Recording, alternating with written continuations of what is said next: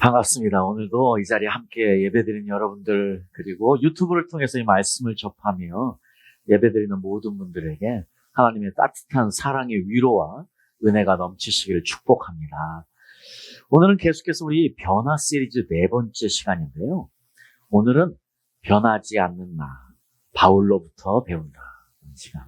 오늘은 사도 바울의 이야기를 우리가 함께 생각해 보면서 우리가 무엇을 배울 수 있을지 생각해 봤으면 좋겠습니다. 사도 바울이야, 우리가 너무 잘 알고 있는 분이죠. 특별히 서양의 기독교를 이야기할 때 믿지 않으시는 분들이 이렇게도 이야기해요. 크리스티애니티, 기독교는 바울의 기독교라고요. 왜냐하면 사도 바울이 형성해놓은 아주 중요한 신학들이 교회를 이끌어가고 있기 때문에 사실 서양에서는 그렇게 말할 정도로 이 사도 바울의 위치가 중요하지요. 실제로 신약에서 너무 중요한 위치를 차지하고 있는 분이기도 하고요. 그래서 이제 저희들이 사도 바울에 대해서 오늘 한 번 더 생각해보는 좋은 시간이 되었으면 좋겠는데요. 사도 바울은 30세 때에 예수님을 만나게 되죠. 그때가 이제 AD 32년경인데요. 이 사도 바울이 30세 때 예수님을 믿기 전에 이분은 어떤 분이었느냐? 우리가 잘 알다시피 예수님을 따르는 사람들을 박해하고 핍박하던 사람이었어요. 실제로 이 사도 바울은, 우리가 사울이라고 그러고 사울이라 불린 바울이라고 하는데요. 실제로 사울이란 이름이 바울로 바뀐 게 아니고 사울의 이름이 히브리식 이름이라면 바울의 이름은 그릭 헬라 문화에서 더 유용하게 쓰이는 언어였기 때문에 사도라고 불리는 바울, 사울이라 불리는 바울이라고 그랬던 성경의 표현처럼 사울이 바울이고 바울이 사울이에요. 어쨌든 그래서 저는 오늘 이제 바울이라고 통칭을 하겠습니다. 이 사도 바울은요, 다수에서 자랐거든요. 이 다수에서 자라면서 가말리엘이라는 이 아주 훌륭하신 분 밑에서 공부를 하게 되죠. 그 당시에 이분 밑에 공부했다는 것은 오늘날로 따지면 많은 돈을 주고 사립학교를 다닌 거와 똑같아요. 그래서 아마 그때 바울의 부모가 상당히 재력이 있는 분이었을 거라는 생각도 해보게 됩니다. 어쨌든 이분이 거기에서 그분 밑에서 공부를 하면서 아주 잘 훈련이 되어져서요. 우리가 알다시피 이분이 예수님을 만나고 그리고 많은 서신서를 쓰면서 우리 기독교의 중요한 신학들을 완성해주는 테두리를 하나님이 이분을 통해서 만드신 것을 우리가 알고 있지요. 이분은 어쨌든 그렇게 준비가 잘 된 분이었어요. 아마 이분은 3개국어 정도를 아주 능통하게 했었을 것 같아요. 헬라어, 그리스어도 그렇고요. 그 다음에 히브리어, 아람어, 3개국어에 능통한 사람이었을 거라고 생각합니다. 그런데 이분은 이 가말리엘, 자기의 스승 같지 않게요, 굉장히 단호하고 굉장히 뭐라고 표현해요? 이 혈기왕성한 청년이었던 것 같습니다. 왜냐하면 실제로 스승 가말리엘은 모든 일에 있어서 항상 순리대로 그리고 굉장히 유연하게 대응을 하거든요. 만약에 어떤 사람이 어떤 가르침을 하는 일이 생기면 그냥 놔둬라. 그 일이 하나님의 뜻이 아니고 하나님께서 하시는 일이 아니라면 그 열매를 통해서 그 일을 알 거라고 하면서요, 함부로 판단하고 함부로 정죄하기보다는 항상 이런 태도를 가졌던 분이거든요. 근데 그 밑에서 자란 사도 바울은 그렇지 않았던 것 같아요. 기독교, 예수를 따르는 사람들의 이야기를 들었을 때 그들의 결과가 어떻게 되는지를 보지 않고 즉각적으로 행동에 옮겨서 실제로 핍박을 하기 시작했기 때문이죠.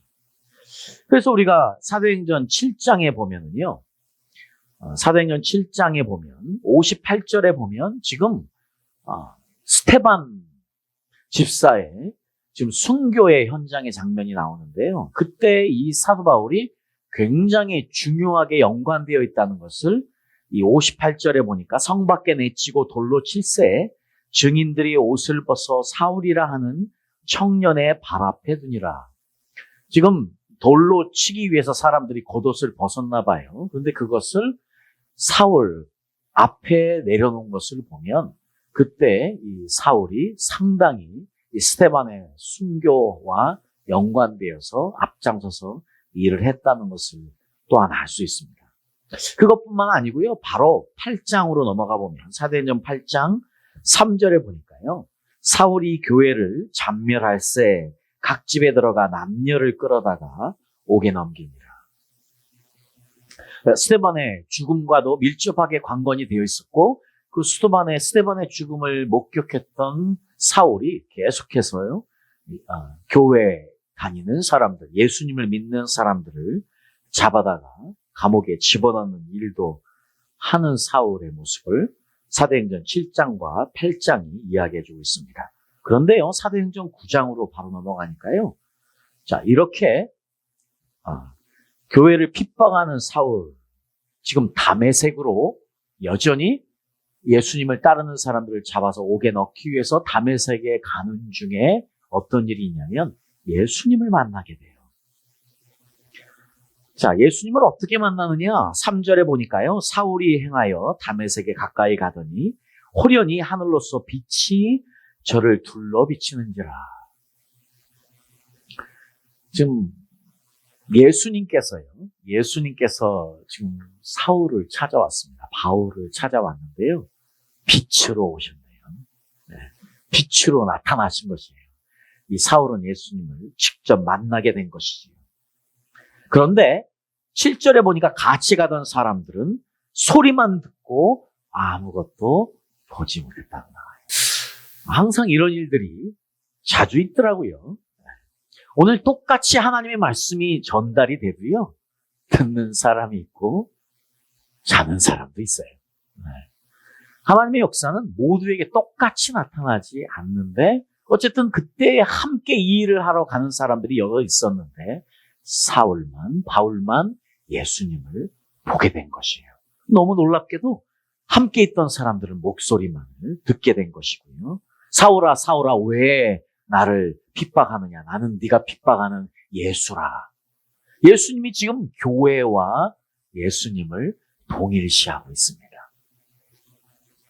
사울이 교회를 핍박할 때에 예수님께서 사울아, 사울아, 왜 나를 핍박하네? 그래서 하나님의 교회는요, 작든지 크든지 귀한 거예요. 왜냐하면 이게 예수님의 몸이기 때문이에요. 우리가 그런 마음으로 함께 예배할 때에 우리가 정말 이 교회를 하나님이 기뻐하시는 더 교회답게, 또 하나님이 기뻐하시는 예배답게 드릴 줄 믿습니다. 자, 그렇게 바울은 다메섹에서 예수님을 만나게 됩니다. 자, 예수님을 만나고 원래 자기가 다메섹으로 가려고 했잖아요. 그래서 사울이 다메섹에 가요.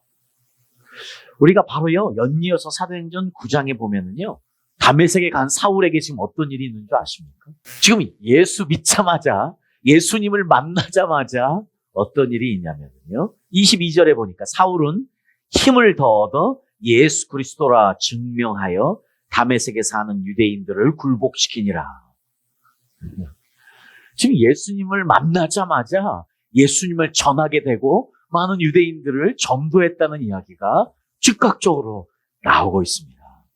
그러면서 25절에요. 어떤 일까지 있냐면 그의 제자들이 밤에 광주리에 사울을 담아 성에서 달아내리니라. 지금 유대인들을 전도하니까 지금 거기 있는 유대인들이 사울을 죽이려고 할 때에 사울을 지금 광주리에 제자들이 담아서 내려서 탈출시키는 장면이 나와요. 아니, 지금이요, 이 바울이 예수를 믿자마자, 예수님을 만나자마자 예수님을 전하게 되고, 그리고 나서 또 어떤 일이 있습니까? 바로 제자들도 만들었대요. 마치 이미 다 준비된 분 같아요. 뭐 사실 이제 이미 가말리엘 수하에서 이미 많은 준비들을 했던 학자 중에 학자였던 사울이었으니까요.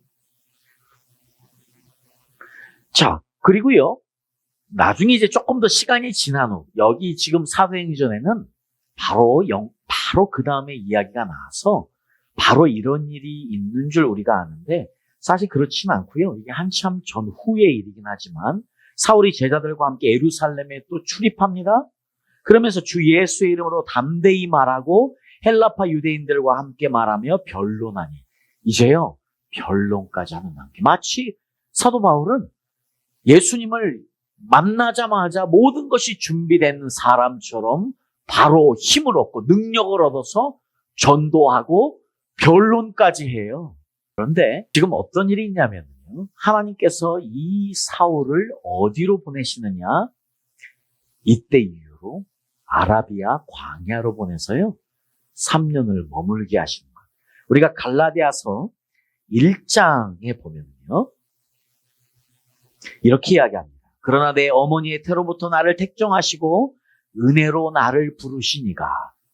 예수님이 17절에 보니까요. 오직 아라비아로 갔다가 다시 다메섹으로 돌아가노라. 지금 예수님께서 바울을 어떻게 인도하시냐면 마치 지금 사도행전 9장에 보면 마치 다 준비된 사람처럼 복음도 전하고 예수님을 변론하는 일까지 하는 준비된 사람처럼 하는 이 바울을 지금 예수님이 아라비아 광야로 보내서 몇 년을 거기에 있냐면 3년간 아라비아 광야에서 머물러요. 자, 3년이라는 시간을 이 사람이 살지 않는 아주 척박한 광야에서 하나님만을 의지하고 자신을 보게 하는 작업을 아마 하나님이 하신 것이 아닌가. 그러니까 3년간의 광야 생활이 끝났어요.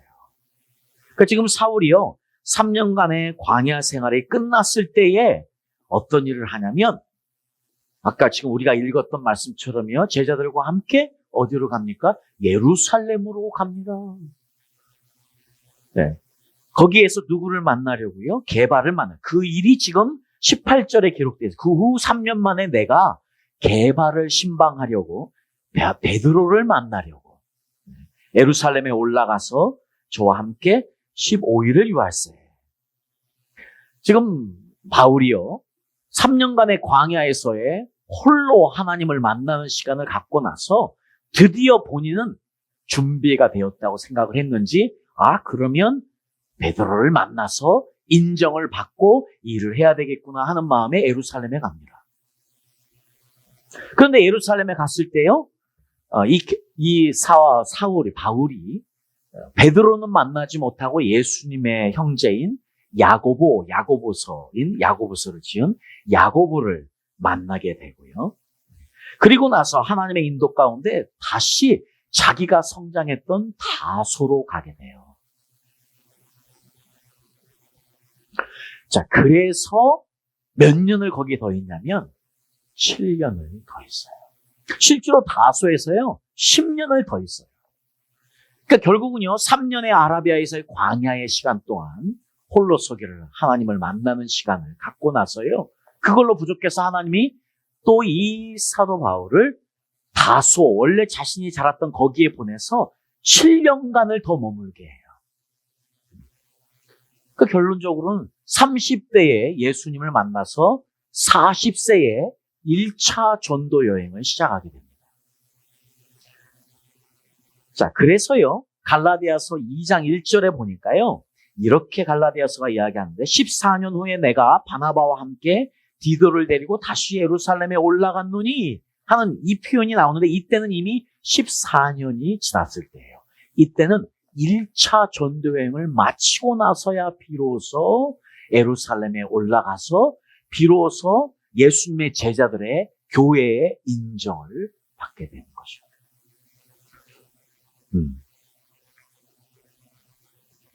자, 이렇게요. 사도 바울의 이 흔적을 추적해 가다 보면은요, 하나님도요, 어느 누구도 예외 없이 무엇이 필요해요? 기다리는 시간이 필요한 거예요. 사도 바울은 이제 광야였죠. 다소라는 또 지역, 자기가 자란 곳에서 있었지만요. 어쨌든 어쨌든 우리가 무슨 일을 하기 전에 하나님께서는 항상 그분의 사람들을 기다리게 하신다. 이것이 우리가 오늘 사도 바울을 통해서도 분명히 알 수 있는 것 같아요. 그러니까 10년의 기다림의 시간 가운데 사도 바울이 하나님을 깊이 만나게 하고 알게 해서, 그리고 준비되었을 때에 1차 전도여행을 보내고 1차 전도여행 후에야 비로소 교회의 인정을 받게 되고, 그러면서 본격적인 사도 바울의 2차 전도, 3차 전도가 나오게 되거든요. 천하의 사도 바울도요, 준비되어지는 시간이 필요했고 기다리는 시간이 필요했습니다. 그래서 이것을 보면 우리 구글에 보니까 이런 순서를 잘 정리해 놓은 것들이 있어서 보십시오. 사도 바울의 연대기 하면요, 35년, AD 35년에 회심해서 갈라디아서를 쓰는 49년까지 1차 전도여행 끝나고 갈라디아서를 처음으로 쓰는 서신이거든요. 그러니까 사도 바울에게도 이런 기간들이 필요했어요. 여러분, 그래서요, 우리 삶에서 사도 바울의 모습만을 봐도 준비되어지는 것은 항상 시간이 필요하기 때문에 조급함이 병이에요, 우리는. 근데 우리들에게는요, 이 조급함이라는 병이 있어요. 우리는 모든 일이 빨리 이루어지기를 원하죠. 특별히 오늘날을 사는 우리들에게. 지금 오늘날은 어떤 푸드가 굉장히 유명하죠? 파스트푸드. 왜 파스트푸드예요? 빨리 먹을 수 있으니까. 기다리고 싶지 않은 거예요. 오늘 지금 이 모든 세상은 우리를 빨리빨리, 원래 세상이 그렇게 빨리빨리인데 한국은 그 중에서도 월등하게 빨리빨리 세상이에요. 그래서 이제 유럽에 있다 보면은요, 이 유럽의 사회는 전체적으로 굉장히 슬로우해요. 그래서 빨리 우리식으로 하는 것에 익숙하지 않기 때문에 어쨌든 우리나라 사람들은 모든 것이 다 빠르잖아요. 그런 의미에서 하나님께서 어느 사람도 기다림 없이 사용하지 않은 사람이 없다는 것입니다. 지금 사도 바울도 10년, 교회에 인정받는데 13년 걸렸던 것처럼요. 요셉은 몇 년이나 걸렸을까요? 요셉은 12년, 그 연단 가운데, 연단 후에 총리가 되거든요. 모세는 몇 년이요? 40년, 미디안 광야에서 40년 훈련받고 이스라엘 민족을 이끌게 되지요.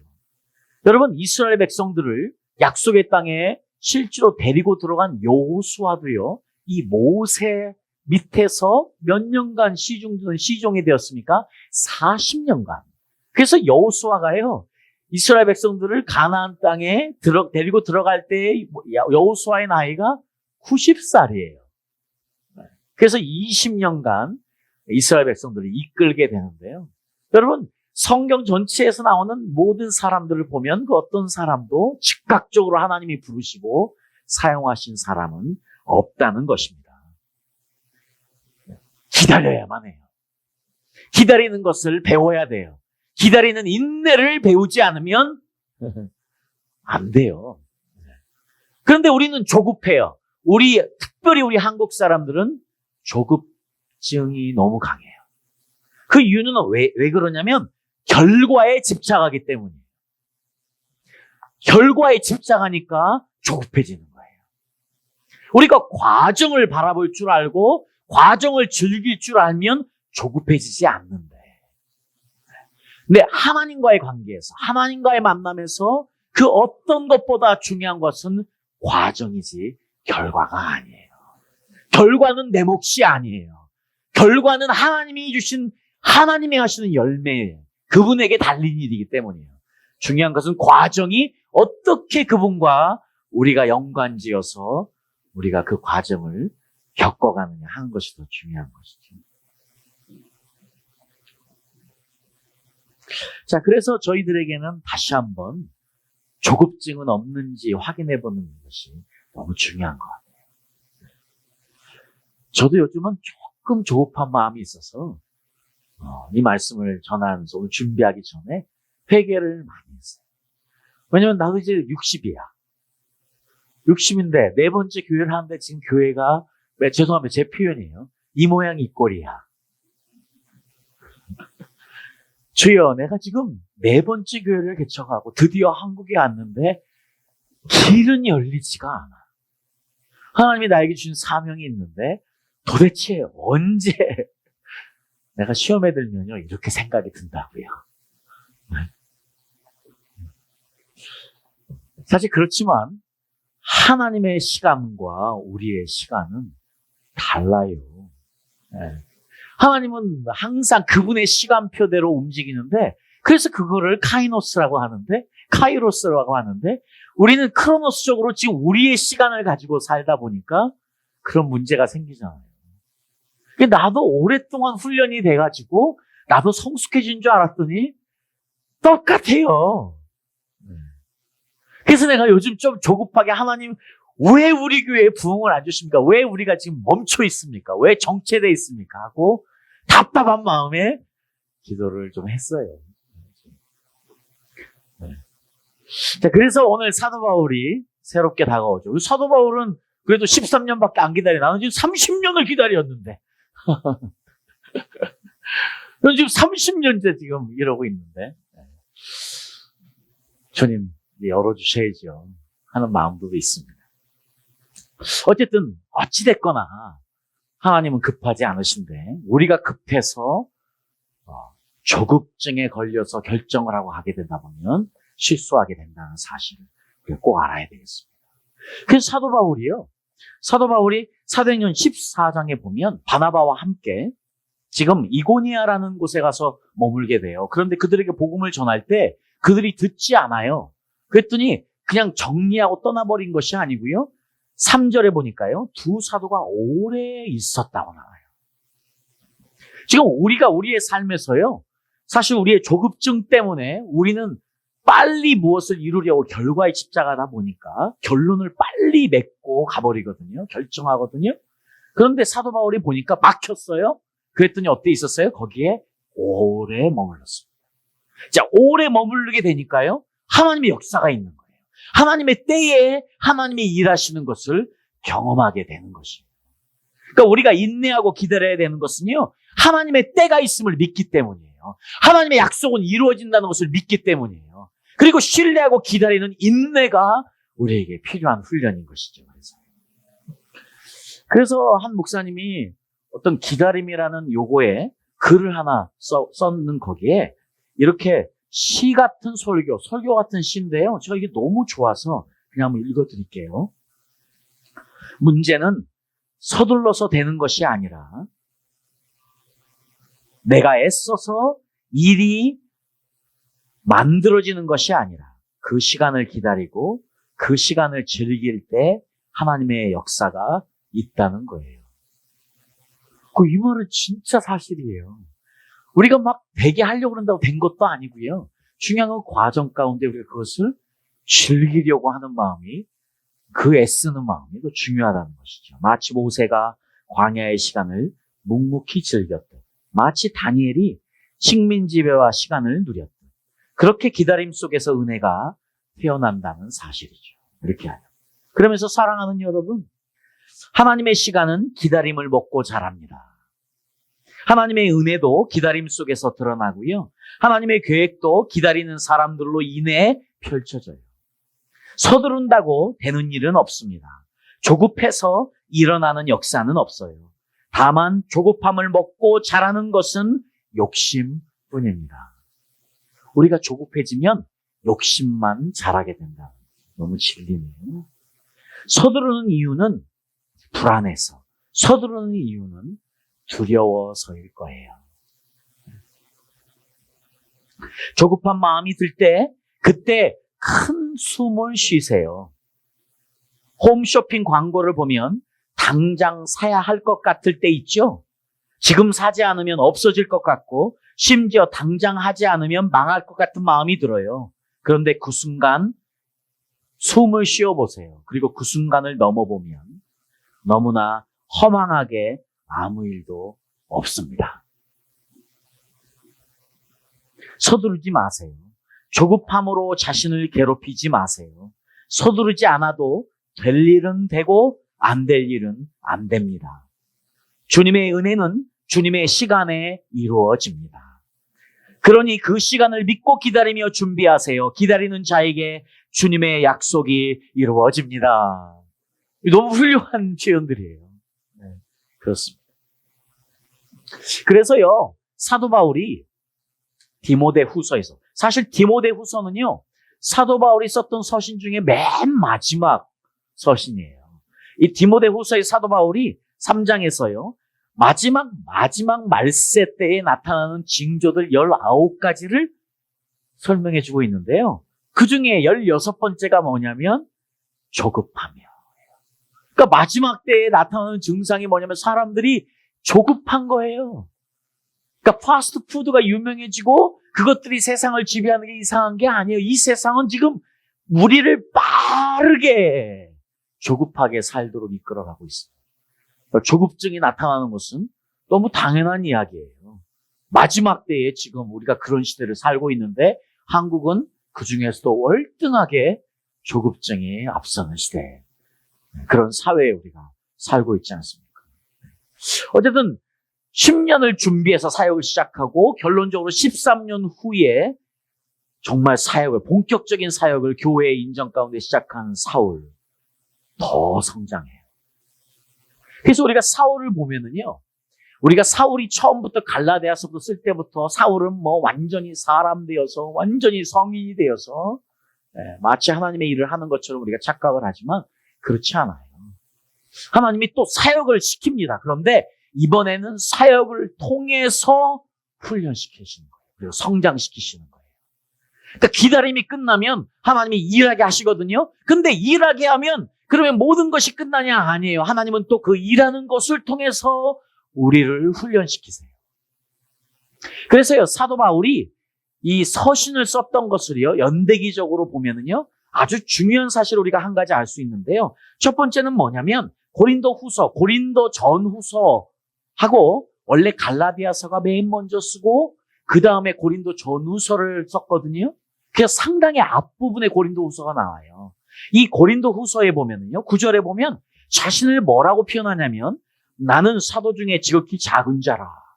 그렇죠. 지금 12명의 사도들 다음에 자기는 끝에 있는 사람이다. 자기도 예수님을 만났으니까. 왜냐하면 사도가 되는 근거는요, 예수님을 직접 만난 사람이어야 돼요. 그 하나님의 능력을 가지고 있어야 되는 사람이고요. 예수님의 부름을 받아야 되는데 사도 바울이 정확하게 그것을 다 경험했기 때문에 나는 사도 중에 마지막 번이야, 마지막 있는 사람이라고 이야기하고 있습니다. 나는 사도 중에 지극히 작은 자라, 그렇게 자신을 소개하고 있어요. 그런데요, 2차, 3차 전조여행 후에 또 이제 그 다음에 사도 바울이 에베소서를 짓게 되는데요. 에베소서에 가면 시간이 좀 흘렀어요. 그리고 났더니 에베소 3장 8절에는요, 사도 바울이 자기를 뭐라고 소개합니까? 모든 성도 중에 지극히 작은 자. 사도 바울이요, 지금 나는 사도 중에 가장 작은 자야 했던 것이요, 지금 이번에는요, 나는 너희 성도들 중에서도 가장 작은 자야 하고 자신을 낮추고 있어요. 그런데 아까 말씀드린 것처럼요, 사도 바울이 디모데 후서를 맨 마지막으로 쓰거든요. 로마에 갇혀 있을 때. 그 디모데 후서에 보면 자신을 뭐라고 소개하는지 아십니까? 디모데 후서 1장 15절에 보니까요, 나는 죄인 중에 괴수다. 나는 죄인 중에도 우두머리다 하고 자신을 소개하고 있습니다.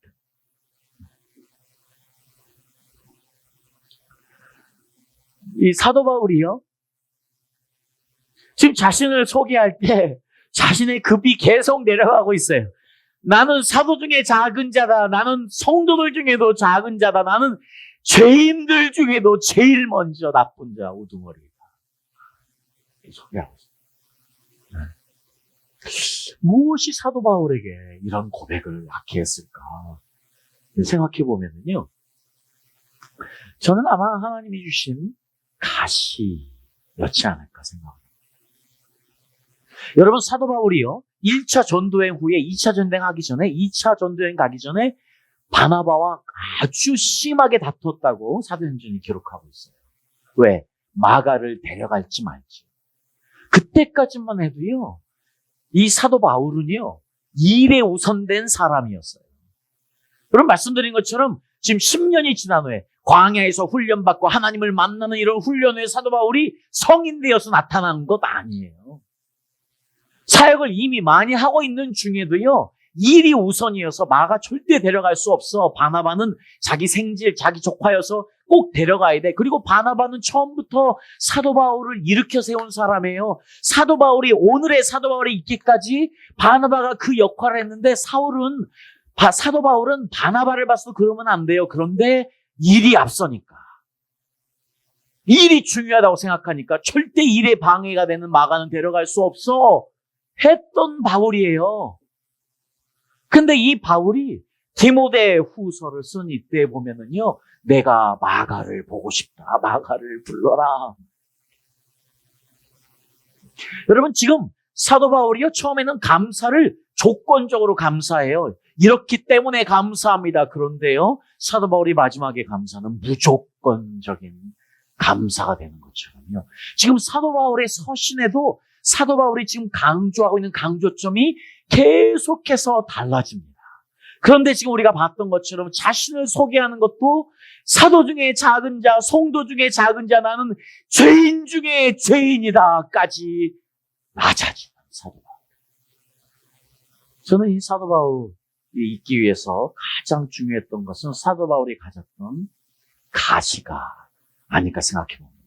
여러분, 고린도서 12장 7절에 보면요, 말씀드렸잖아요. 고린도 후서는 초기에 적은 거예요. 초기에. 그런데 그때에도 이미요, 사도 바울이 어떤 이야기를 하느냐, 여러 계시를 받은 것이 지극히 크므로 너무 자고하지 않게 하시려고 내 육체에 가시고 사단의 사자를 주셨어. 이는 나를 쳐서 너무 자고하지 않게 하려 하십니다. 지금 사도 바울이 자기 육체에 가시가 있대요. 근데 이 가시가 어떤 건지 사도 바울이 표현을 하고 있지 않지만 사단의 가시, 사단의 사자를 주셨다고 표현을 하고 있어요. 학자들이 여러 이야기를 합니다. 이건 아마 무기력증일 수도 있고, 무기력증일 수도 있다는 이야기도 하고요. 또 눈이 좋지 않았기 때문에 안질이었을 가능성도 있다 하고, 또 의사였던 한 목사님은 아티클을 썼는데 자신이 보니까 이건 아마 심각한 두통이었을 수도 있겠다. 그 당시에 남자들도 이렇게 계속 오는 심한 두통에 시달렸기 때문에 두통이었을 거라고 이야기하는 분도 있습니다. 그런데 저는 이걸 또 보고 또 봐도요, 사단의 사자라는 표현을 하는 것을 보면 이거는 사단의 역사가 나타나는 것 같은 병일 것 같아요. 그래서 실제로 간질이었을 가능성을 많은 학자들이 이야기하는데 저는 거기에 한 표를 던지고 싶습니다. 그래서 사도 바울이 사단의 사자라는 표현을 쓰지 않았을까? 아직 확실하진 않지만 나중에 천국에 가서 물어보고 알려드릴게요. 내가 먼저 가게 됩니다. 어쨌든 어떤 건지는 정확하게 우리가 모르지만 만약에 사단의 사자라는 표현을 벌써 만약에 간질이었다면 한번 상상을 해보세요. 그 위험 있게 말씀을 전하는 사람이 바닥에 쓰러져서 거품을 무르고 있어요. 몸을 떨면서. 이게 덕이 되냐. 그래서 이것을 제거해달라고 계속해서 기도했는데 하나님이 내 은혜가 내가 족하다. 하나님은 지금 이 사도 바울에게 계속해서 이 가시를 머물게 하세요. 사도 바울은 교만해질 수가 없는 거예요.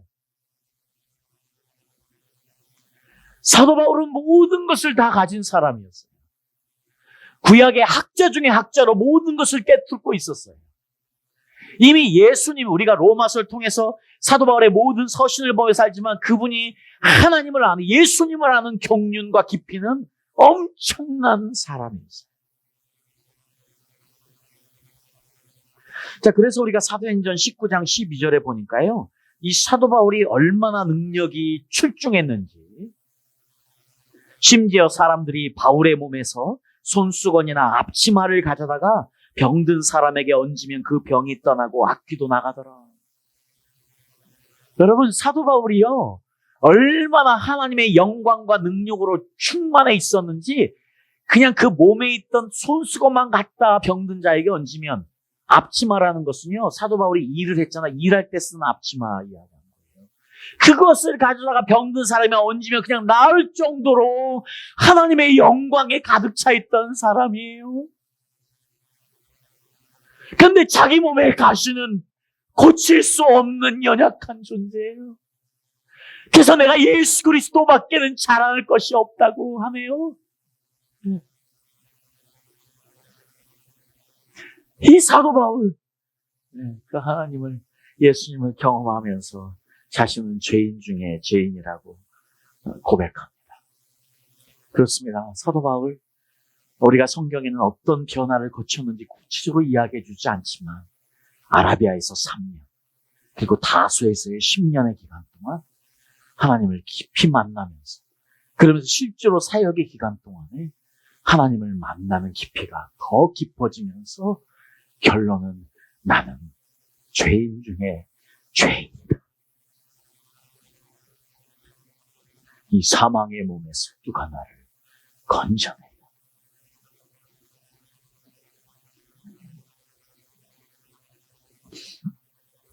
우리 한 분이 가시라는 이 곡을 썼는데, 저는 이분이 사도 바울의 마음속에 들어갔다 나온 것 같아요. 우리 동우 형제 세례식 할 때 찬양이기도 했지만 거기에 이렇게 썼는데요. 어느 날 내 삶 속에 가시가 돋아납니다. 불쑥 내 삶에 찾아온 가시는 나를 찌르고 또 넘어지게 해. 완전하고 싶은 나를 절망으로 이끄는 가시를 버릴 수도 없고 또 안을 수도 없어서 나는 수많은 밤을 이 고통을 알기 전으로 되돌려 주시기를 눈물로 지새웠지. 가시를 빼주시기를, 나를 살려주시기를. 자, 우리도 사울처럼, 사도 바울처럼요, 우리도 우리 자신만이 가지고 있는 가시들이 있지 않겠습니까? 아픔들이 있을 거고요. 자, 그런데 이 후렴이 놀랍습니다. 가시가 날 이끌고 간 고독한 자리에서, 주님과 나만 아는 그 자리에서 비로소 보게 되는 건 내 가시를 통해 나를 붙들고 계신 주님. 가시가 날 이끌고 간 은혜의 자리에서, 주님과 나만 아는 그 자리에서 비로소 보게 되는 건 내 아픔이 아닌 자기 생명을 주신 하나님의 사랑. 비로소 보게 되는 건 내 아픔이 아닌 자기 생명을 주신 예수님의 사랑. 우리 찬송 같이 한번 드리면 너무 좋겠습니다.